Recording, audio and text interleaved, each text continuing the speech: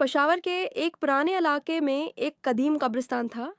लोग कहते थे कि रात के वक्त वहाँ अजीब सी खामोशी छा जाती है और कभी-कभी किसी साए के चलने की आवाज़ भी सुनाई देती है।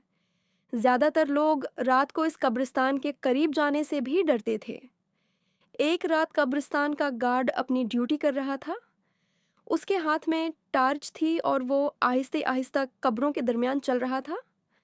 रात बहुत खामोश थी और हल्की सी धुंध हर तरफ फैली हुई थी। अचानक उसे एक कब्र के पास से अजीब सी आवाज सुनाई दी, जैसे कोई मिट्टी को खरोंच रहा हो। गार्ड रुक गया और उसने अपनी टार्च इस तरफ की। धुंध के अंदर उसे एक सफेद सा साया नजर आया जो आहिस्ता आहिस्ता हरकत कर रहा था। गार्ड का दिल तेजी से धड़कने लगा। वो डर के मारे एक कदम पीछे हट गया, मगर उसकी नजरें उसी साए पर जमी रहीं। उसी वक्त अचानक तेज हवा चलने लगी। कब्रिस्तान के दरख्त जोर जोर से हिलने लगे और धुंध और भी गहरी हो गई। वो सफेद सा साया आहिस्ता आहिस्ता गार्ड की तरफ बढ़ने लगा।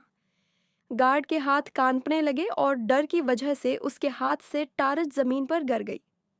जब उसने झुककर टारच उठाई और दोबारा रोशनी उस तरफ की, तो हैरत की बात यह थी कि वो साया अचानक गायब हो चुका था।